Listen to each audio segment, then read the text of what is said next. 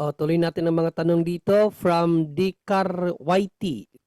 Bro, meron akong tanong. Yung kakilala ko kasi dati siyang Katoliko. Meron din siyang kakilala na taga MCGI. Ini-encourage siya na sa MCGI daw ang tama. Kaya ayun, di na nagsimba sa Katoliko. Ngayon, meron siyang problem. Kasi meron daw siyang naririnig or bumubulong daw sa kanya na may papatay daw sa kanya. Na espiritu na ni ano yun. Bes. Di joke lang. Parang naghahalusinate siya. Ano kaya best na gawin dito? Brother Tata, Yes, ang tanong, hindi ko isang na dahil may... Katoliko isang Katoliko na encourage sa MCGI. Ngayon hindi na nagsisimba sa Katoliko. Ngayon nagkaproblema kasi bigla daw meron na lang siyang naririnig na bumubulong sa kanya na mayroon daw papatay sa kanya. So naghahalusinate na daw. Ngayon ano daw ang dapat na gawin, Bro Tata? Yun ang problema dahil maghirap pa tayo mag-diagnose dahil kung nagkataon lang lumapit sa MGCI, due respect sa MGCI, kung yun na ang epekto nandyan sa MGCI, delikado yun. Pwede pala Baka, yun, Bro Ta? Mga ganun, pwede pala yung ganyan, maharas dahil ng ibang sekta? depende yun. So, hindi tayo na ba alam, Brother John, basta na baka nagkataon dahil nakit na yun ang nangyari sa kanya, baka na-involve din siya ng mga superstitious belief, occultism, o kaya hindi natin alam kung ano ang nangyari dyan sa MGCI, bakit nagkaganon. Yun, mahirapan tayo mag-diagnose dyan dahil siya lang nakaalam kung anong gawin, ah, ano ang nangyari pagpunta niya sa MGCI. So, kung ganon, hindi naman siguro lahat ng napunta ng MGCI na babalik sa Katoliko, katulad ni Bro Jared, galing rin sa MGCI. Then hindi naman, wala namang ano sa kanyang hallucinate na nga, may papatay sa kanya. So, depende yun, kiss-to-kiss basis siguro. Pero, due respect sa MGCI, yun ang problema. Mahirapan tayo. Hindi natin alam kung anong nangyari sa kanya pagpunta sa MGCI o kaya na-involve siya sa mga cultism o kaya yung mga ninuno niya. Yan pala, i-diagnose pa yung mga ninuno. Kahit pa nandito pa siya sa Katoliko, ang daming mga Romano Katoliko na involved dahil mga forces dahil involved ng kanilang mga ninuno sa mga occultism. So, isa pa rin nga bigyan natin pansin pag-diagnose. Pero yung pag ano, ganang nangyari sa kanya, mas maganda siguro, babalik na lang siya sa Katoliko para ma-diagnose siya sa mga exorcist o kung saan siya nabilong, may exorcist, magpunta sa exorcist para mas maganda, babalik muna siya sa Katoliko siguro, Brother John Ray. Yun lang siguro kay para ka, personally, mahirapan tayo mag-diagnose pag hindi natin alam, hindi natin kilala. Mas maganda o alam natin kung anong nangyari, bakit napunta siya dito, o anong nangyari na pupunta sa MGCI. Yun lang siguro, Brother John, ating advice.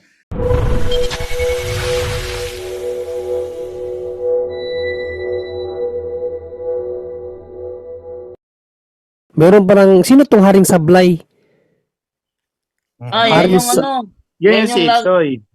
Sitso Yan ito? yan yung, Sitsoy yan. yan yung lagi nabubutata sa akin, yung hari ng sablay. May tanong siya dito. Sitsoy yan, Sitsoy. Tanong niya, saan naman po mababasa sa Biblia na bawal kumain ng karne sa araw ng Biyernes? Ano, Angel? Saan daw sa kumain ng karne? Ikaw sumagot na Okay. kanina, ikaw sumagot ngayon. Matthew 18:18 bro. Yan mo nga yan. Tingnan mo ha. Matthew Implicit 18:18, yan ha. titingnan natin. Nakalagay sa Biblia yan. Implicitly yan. Implied. Ibig sabihin implied, no? Kasi kayo, kapag protestante, hindi nyo talaga maintindihan yan. Pag sinabing implicitly, nakalagay yan sa Biblia, Matthew 18:18. Okay. Basahin natin Ulitin ko ang... ha, ulitin ko paliwanag yung 18:18 ha. Yung Matthew 10:18, binibigyan ng authority ni Kristo ang kanyang iglesia na anuman ang kanilang ipahintulot, pinapayagan ni Kristo yan. Halimbawa, pinapahintulot ng iglesia na mag-celebrate kami ng Holy Week. Pinapayagan ni Kristo yan. Sabi niya kasi, ano man ang inyong ipahintulot, pinapahintulot ko rin. Ngayon, ipinagbabawal ng simbahan ang pagkain ng karne sa Biyernes Santo o sa Biyernes. Ngayon, bawal ba talaga sa Katoliko yan? Hindi. Alam mo kung bakit? Kasi pagdating ng 12:01 ng madaling araw, pwede mo nang kainin eh.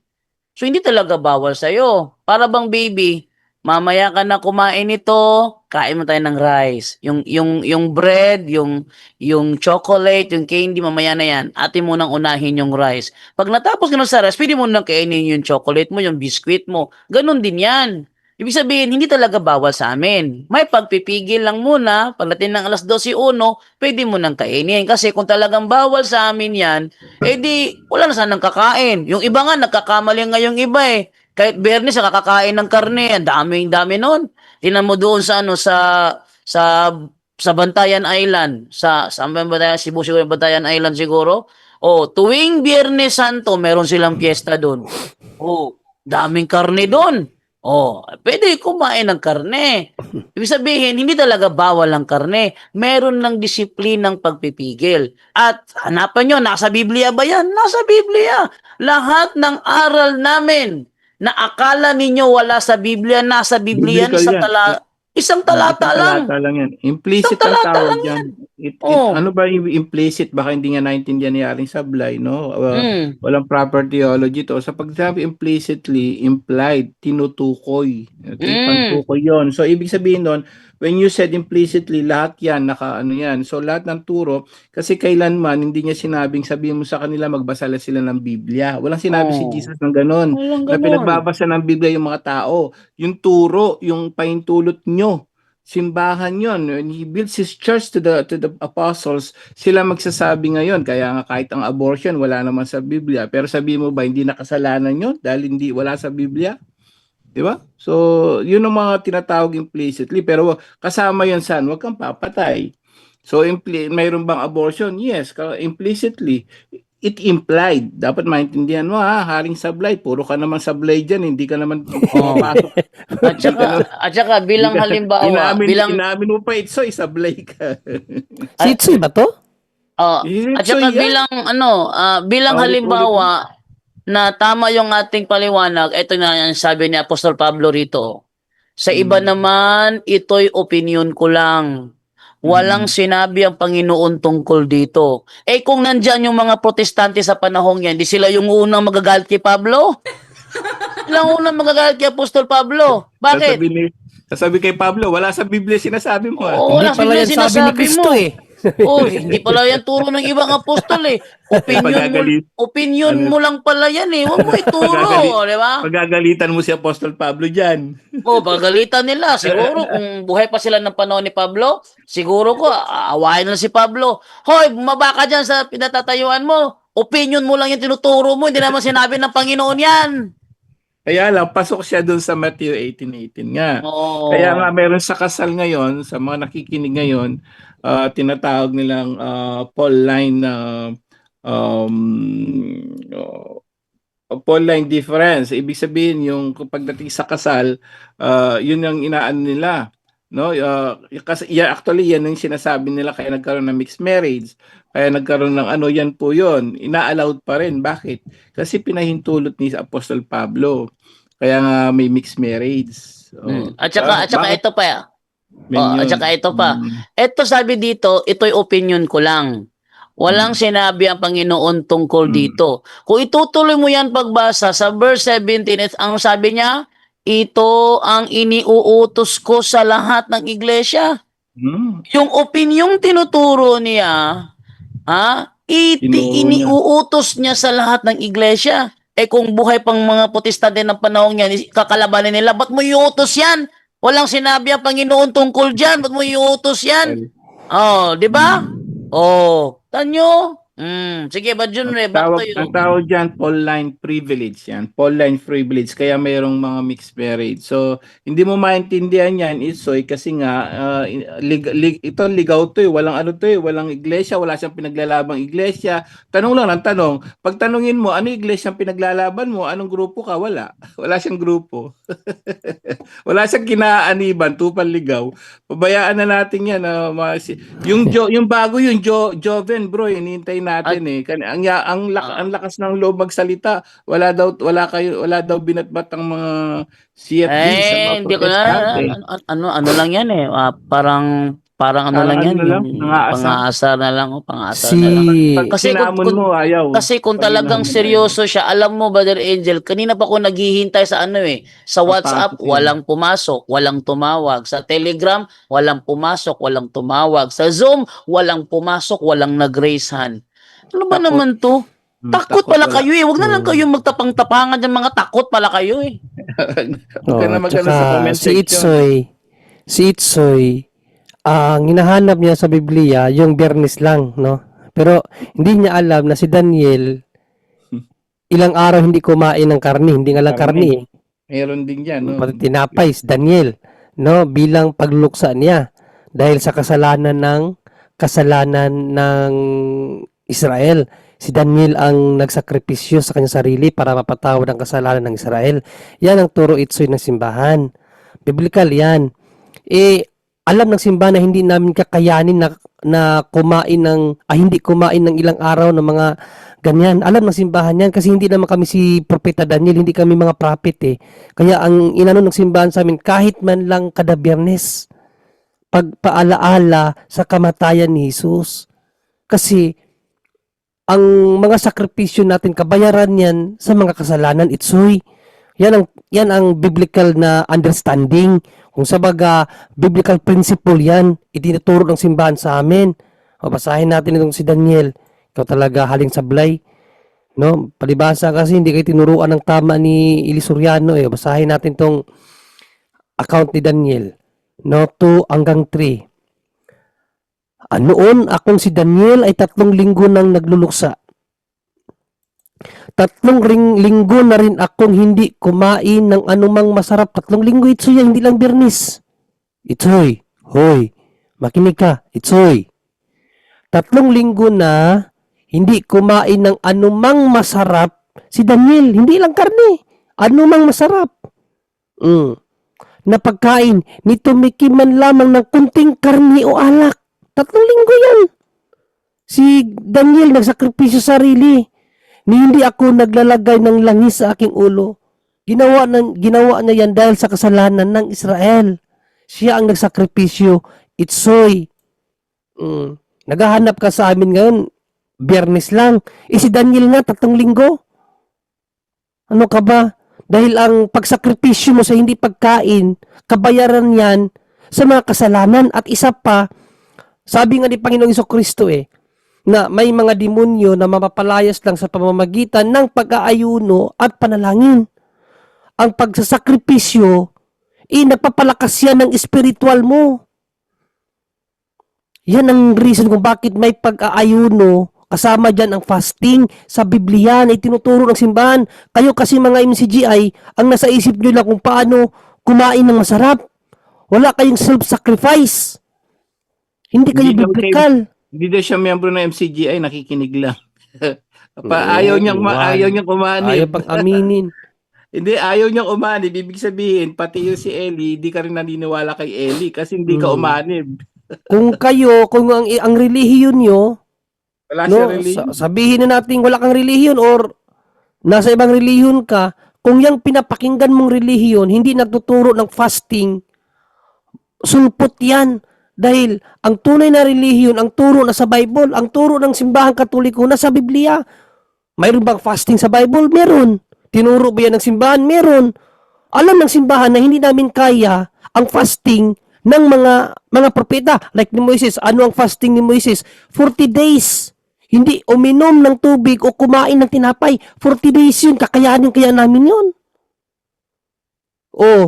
May pastor na nag-attempt, bro. Ang resulta, patay. Kaya nga mayroon akong kilala ba dyan 3 araw, hindi kumain, nagkulong lang sa kwarto, paglabas, anghel. Nasa mga 15 days lang yata yun. Kasi hindi naman tayo mga propeta na pinagkalooban ng Diyos ng Espiritu na magbigay sa atin ng lakas kapag ginawa natin ng mga katulad na yan. Yun mga propeta kasi yun pinagkalooban yun ng Diyos ng Espiritu Santo na magbigay ng lakas sa kanila kahit hindi sila kumain. Alam naman ng simbahan ng kaming mga ordinaryong Katoliko, hindi naman kami mga propeta na katulad ni Moises na kahit 40 days hindi kumain, hindi uminom ng tubig. No? Binigyan siya ng kalakasan ng Diyos para hindi siya mamatay.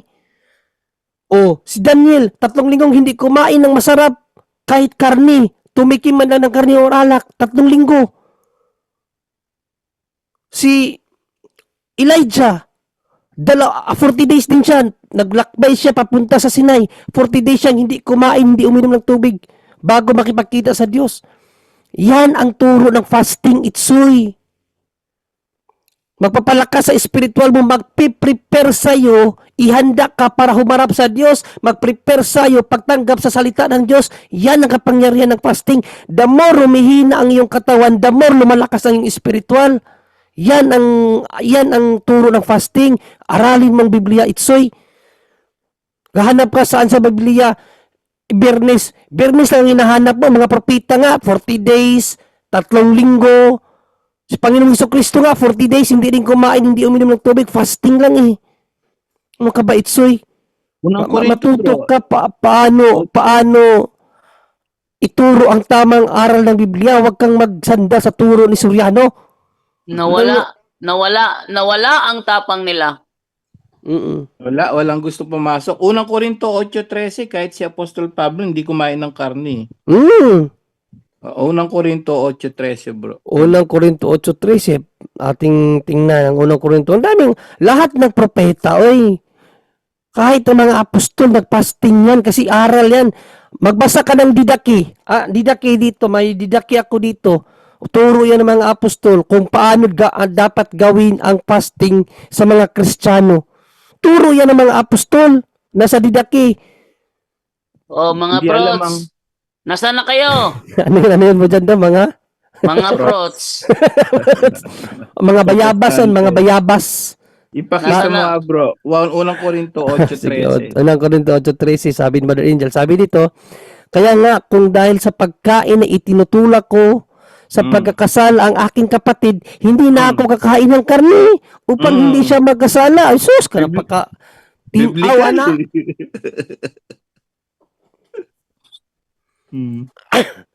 Ikaw, ang hinahanap mo lang. By the way, salamat pala kay kapatid na Dikura, kay Sister Dikura. No, nagbigay siya ng $9.99. Wow, salamat po, Sister Dikura. Wow, sana all. China all. Oh, yan Oy! Oy, yung aking Telegram dito, naghihintay. Yung Nawala aking na WhatsApp, siya. naghihintay. May tanong dito si Edward Bayan Silo ba to? Silo. Bro, magandang gabi po sa lahat. May tanong ako tungkol sa gospel noong nakaraan ba. Yung pagpunas sa paa ni Jesus. Sir, bakit po sa 4 na gospel iba-iba ang Maria na nagpahid sa paa ni Kristo? Okay, Brother Angel, ikaw yata ang nagpahayag nito. Nawala na sila. Nawala. Baka yung sinasabi niya nung inanyayahan si Jesus, iba yon. So itong si Maria dito sa gospel natin naman ngayon, ano yon? Maria ni kapatid ni Lazaro. So mayroon naman nakalagay. Marami kasing Maria sa Bible, Sister Brother Edward, no? Marami Baka ang sinabi niyang Maria, yung Maria na nagpahid ng langis, iba yun. Meron din kasing Maria na yung lumuha siya, Maria din kasi yun, no, na pinunasan niya ang paa ni Panginoong Jesucristo sa kanyang luha. Nga sabi nga ni Panginoong Jesucristo doon sa may-ari ng bahay, no, kasi yung babae na pinunasan actually yan ang topic ko ngayong Thursday about sa paghuhugas ng paa, ano ang malalim na meaning yan. So sa Thursday papaliwanag ko yan. Yung babae na nagpunas ng buhok sa kanya sa pamamagitan ng luha, di ba? Tapos sinaway nung may-ari ng bahay. Sino ba may-ari ng bahay? Nakalimutan ko. Sabi ni Panginoong Jesucristo na nung pagpasok ko dito, hindi mo man lang ako binigyan ng tubig para ihugas aking paa. Pero ang babaeng ito, pinunasan niya ang aking paa ng kanyang mga luha. Yun. Iba naman yung Maria na lumapit din sa kanya na nagpahid ng langis. Iba naman yun, kapatid. No? So iba-ibang tawag diyan, iba-ibang pangyayari 'yon. na puro Maria ang lumapit sa kanya. Meron namang ibang Maria na lumapit din, Magdalena din, Maria Magdalena, o meron namang Maria na pinsan ni Inang Berhing Maria. Meron namang Maria na lumapit din sa kanya, yung kapatid ni Lazaro. Iba-ibang Maria talaga, kapatid. No? So baka na-confuse ka lang dyan. Yan po ang Maria sa Bible. Marami po yung mga Maria na manabanggit sa Bible, kapatid na Edward, Brian Silosilo. Good evening, mga... Nakapapagod din, bro, Jando sa'yo. Antingero naman, no? Si Warlito, Baka yan yung nakano ni Antingero na- daw. baka yan yung nakalaban ni Father Darwin. May dito pala, may nagtanong ng GCash Brother Jando from user. Good evening mga CFD, paki-confirm lang kung yung last 4 digit ng GCash ni Father Darwin ay 9609 ba or 9509? Please, Brother Jando. 9609. 9609 daw po, user. 0907-504-9609. 609. Okay, so wala na dito, Brother Jando, sa'yo na. Oy, mga protestante dyan, yung mga kumukontra sa mga turo namin dito. Pasok na kayo sa Zoom, parang awa nyo na. Ako na mismo nagmamakaawa sa inyo, mga tapang-tapangan dyan. Pumasok na kayo dito, mayroon tayong Zoom. Meron tayong Telegram, meron tayong WhatsApp. Gusto nyo Viber? Sabihin nyo lang. Gusto nyo ng StreamYard? Sabihin nyo lang. Magbubukas ako para lang kayo makapasok. Messenger, pwede rin. Sumagot sa Haring Sablay, Brother Jando. Ang dami paraan. Sabi ni sa Haring Sablay, kung si Daniel ang basihan, bakit hindi ninyo ginawang 3 weeks at kusang loob? Di talaga nakikinig sa explanation natin, Brother Jando. Hindi nga nakikinig yan. Hindi Sabi ko na, nakikinig. hindi nakikinig yan. In-explain na kaganina eh. Alam ng simbahan na hindi namin kaya yung mga ginagawa ng mga propeta, Haring Sablay, aka Itsoy, kasi hindi kami mga propeta tulad nila. Pero it is a must. Kasi turo ng Maliwanag Biblia na. yan. It Maliwanag is a sinabi must. mo, Bro Jandre, maliwanag sinabi mo. Oh. Hindi natin magawa. Ang ginagawa nila kasi, propeta sila. Hindi, wala kaming mga espiritu na katulad ng espiritu nila na kayang magbigay sa kanila or mag-sustain sa kanila ng kalakasan kahit hindi kumain ng 3 linggo o 4 na pong araw tulad ni Moses. Basahin mo yung Exodo kung saan si Moses hindi kumain. Sa unang hari, si Elijah hindi kumain. 40 days din. Panginoong Jesucristo, Mateo 4, hindi kumain. Si Daniel Jess, hindi kumain si Daniel. 3 linggo. Kasi mga propeta sila. Ano ba naman kami?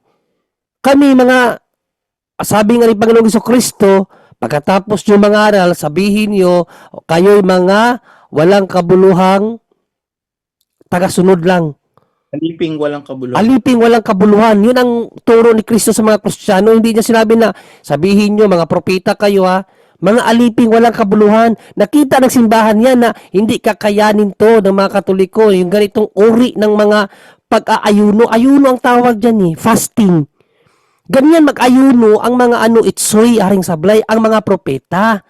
Kung sabaga, kung mag-aaral ka ng Bible, aral talaga ng Biblia ang mag-ayuno. So kung kaya mo magka-propeta, gayahin mo mga propeta. Si Moises, 40 days, hindi kumain ng tinapay ni uminom ng tubig, hindi uminom ng tubig, Itsuya, kaya mo yun? Kaya nga sabi ko sa iyo, may kilala ako, siguro kilala mo rin yan, no? Sikat nung panahon niya, na nagkulong sa kwarto 3 araw lang, hindi kumain daw, sabi. Hindi kumain 3 araw, paglabas, naging anghel na. Ganyan na mangyayari sa atin. Kasi hindi naman tayo mga propeta, hindi natin kakayanin yan. Unless, kung bibigyan tayo ng same spirit na ibinigay ng Diyos kay Daniel, kay Prophet Elijah, kay Moises, na yan talaga, letra po letra, mababasa mo yan sa Biblia na hindi sila kumain 40 days and 40 nights. Hindi sila kumain. Hindi uminom ng tubig. Hindi natin kakayanin yan. Nakita ng simbahan yan. Pero, alam ng simbahan na ang fasting is a must. Turo ni Kristo, may espiritu na mapapaalis lamang sa pamamagitan ng pag-aayuno. Ano yung pag-aayuno? Fasting at panalangin. Turo yan ni Kristo. Hindi ba itinuro sa inyo yan? O kung wala kayong fasting, hindi nyo sinunod ang utos ni Kristo. Di ba naunawaan, Itsoy? Basta ha, warning, may pastor na sumubok, patay. Nga ano ba na dyan do? Nag-fasting? Oo, nasa Mm. nasa Hindi mga na kayanin- 15 days pa lang siya, nanghina na, Hindi tumamlay kakayanin na. natin yan. Yung ginawa ng mga tunay na propeta noong unang panahon, hindi natin kakayanin yan. Na tatlong linggo kang hindi kakain, 40 araw, patay ka dyan. Patay tayo dyan. Pero again, Itsoy, bilang Kristiyano talaga, mayroon talaga tayong dapat na fasting. Kaya ang turo ng simbahan nga, sa isang linggo o sa isang taon, dalawang beses nga lang ang fasting namin eh. Pero mayroon kaming abstinence, pag-iwas sa karne. Kahit yun man lang. No, kahit yun lang. Alam mo, malaking bagay kasi itso, yung maliliit na bagay na pinapagawa ng Diyos sa pamamagitan ng simbahan, kapag nagawa mo yan, kahit maliit lang yan, napakalaki ng impact sa Diyos niyan. No, ikakatuwa na ng Diyos niyan. Kaysa, katulad nyo, ang dami nyong ginagawa, hindi nyo naman nasusunod ang kalooban ng Diyos. Pero, Ito, babasahin ko to sige, ha. sige. Basahin mo Ayan, dito. ayan, nawala, wait lang, nawala eh. Ito. Oh, ang sabi dito, ayan oh. Pastor, namatay, human, musulay, og 40 days fasting. Patay Oh, gyud. nakaangkon og acute anemia og organ failure. Ugoy. Namatay ang usa ka pastor nga si Francisco Baraha. Human misulay sa 40 ka adlaw nga fasting isip debosyon sa Ginoo. Nga iyang wala diya. gisuon ang gihimo ni Hesukristo sumala sa Tagalogin ko ha. Namatay ang isang pastor na si Francisco Baraha matapos niyang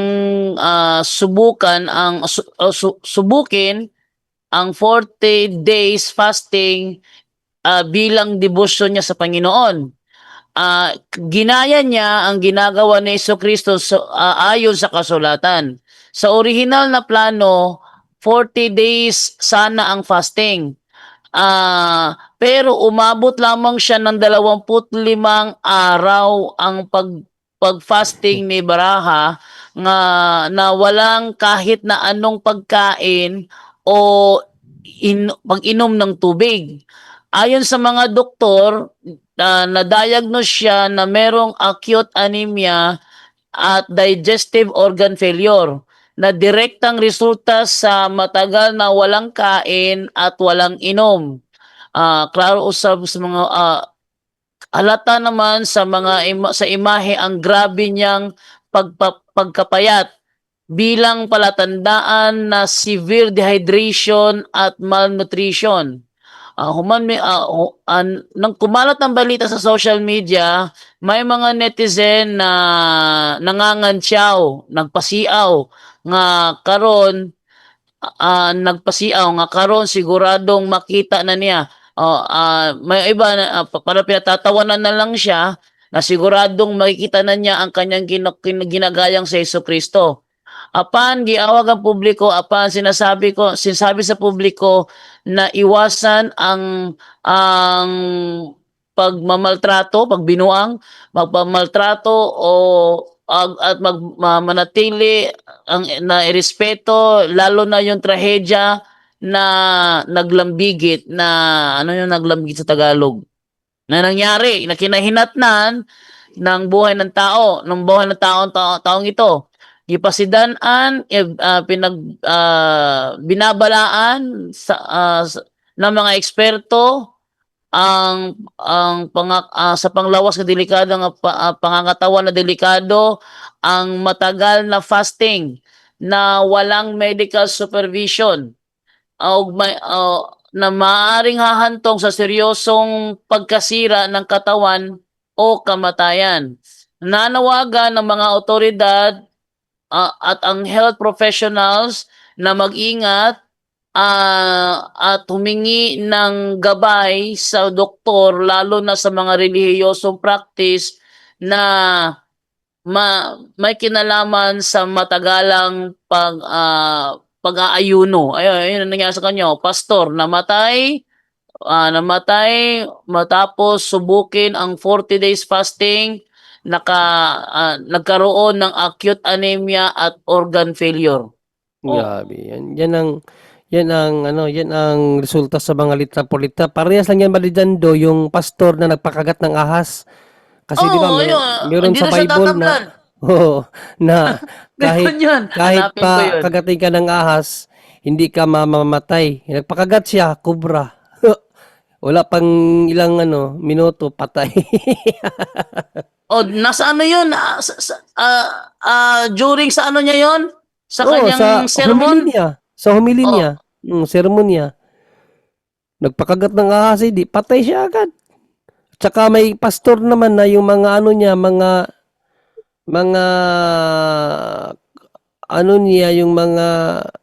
mga membro niya, pinakain niya ng paras lang mga kambing doon sa labas, kumain ng green grass.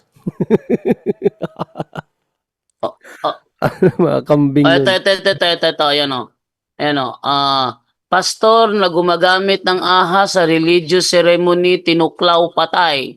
Oh, yan. Kilala si Jamie Coates na snake handling preachera, nagtayo ng simbahan si Coates at gumagamit siya ng ahas habang nagsasagawa ng religious ceremony. Sanay nang humawak ng ahas si Coates, katunayan nagkaroon na siya ng appearances sa National Geographic show kaugnay ng kanyang snake salvation. Paniwala ni Coates hindi siya kakagatin ng ahas na ginagamit niya sa kanyang simbahan dahil meron siyang kapangyarihan na binigay ng Diyos. Tingnan mo?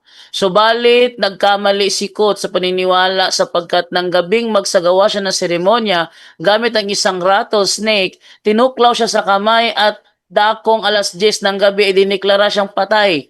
Naganap umano ang pagtuklaw sa simbahan niya sa Bell County. Ayon sa Middlesboro Police, tinuklaw sa kamay si Coates at tumanggi siyang dalhin sa ospital, hindi raw siya mamamatay. Sabi ni Coates noon, ginagamit niya ang ahas sa seremonya dahil ito ang utos ng Diyos. Hindi raw niya masusuway ang Diyos. Ano yung nangyari? Di patay? Yan, Dami na mga ganyang pastor na yun ba, overconfident. Mga walang guide yan. Hindi porket Sa Cebu rin, Brother John Ray, balita to noon pa to hindi ko alam kung naabutan ko ba itong buhay na ba ako ng panahon ito, naipanganak na ba ako, nakalimutan ko lang yung taon. Isa daw debater ng protestante doon sa Plaza Independencia sa Cebu. Sinilaban ang kanyang sarili sa public, sa mismong harap ng maraming tao, sinilaban niya. Sinabi niya, hayaan nyo ito, pagkatapos ng 3 days, mabubuhay ako muli. Hindi na nabuhay, patay talaga siya. paano Meron pa. mabubuhay yun? Sinilaban niya. Bro Jando, bro Ta. Naalala ko lang yung one time naglalay po ako, may naghamon sa atin na isa siguro tong albularyo, then sabi niya kung totoong connected po tayo sa apostolis and then ang Romano Katoliko, ang mga apostolis, sabi diyan sa Marcos 16, 17, 18, pag makainom ng lason nili mamamatay. Sabi Yan, niya, totoo din yan. sabi niya, naghamon siya sa atin. Inanay tayo ng lason. Sabi, Bisaya man siya. Inom na tag kilo. Kung kinsay tunay na simbahan sa atin. Sa ating dalawa. Kung yung sa Marcos 16, 17, 18, hindi yon intentional. Accidental yon. Kung makainom ng hilo, kung makagat ng ahas, hindi yon intentional. Accidental yon. Pero yung sa'yo, intentional yun ay kung maghikog ka ikaw ra ko kapila-pila kung gisaya ba kung Para bang siya sino yung exorcist, Saint Benedict ba yon? na marami ng beses na siyang pinainom ng Lason. ng lason, pero hindi niya alam na may lason 'yon. Hindi Mm. niya alam na may lason 'yon, pero dahil nag-aano siya, nagde-deliveran siya before siya kumain, yung lason na nilalagay sa pagkain niya nawawala. Yung kinakain niya, buhay pa rin siya. O, hindi niya alam na nilagyan ng lason, pero yung intentional kasi ibang usapan na 'yon, yabang yung yun eh. San Pablo, kinagat si San Pablo ng ahas na makamandag. Sabi nga ng mga tao, mamamatay yan. Pero wala, hindi namatay si San Pablo. Kasi Yung ano, hindi naman yun sinadya ni San Pablo para siya ay paniwalaan. Nakagat talaga siya ng ahas. yung ano, Technical yan. yung minister namin dito sa Clarin, sa Holy Child Parish, yung ano sila, yung na-testimony naman yung Brother Wendell, na interview yun, kinagat siya ng dupong, yung isang cobra, di ba? Then, nalagyan ng exercise oil ang kaniyang, yung kung saan tong nakagat ng ahas, bigla lang na ano siya dahil nawala ng paningin niya, dahil namatay na siya. So hanggang ngayon, buhay pa ngayon. Accidental yun na kagat ng ahas, nilagyan ng oil, hanggang ngayon, buhay pa ngayon. So, yung sa Marcos, hindi yun intentional, accidental yun. Yung intentional, delikado na yun, kaya sa, parang ano kayo, nag-suicide po kayo dyan. Yun lang, brother.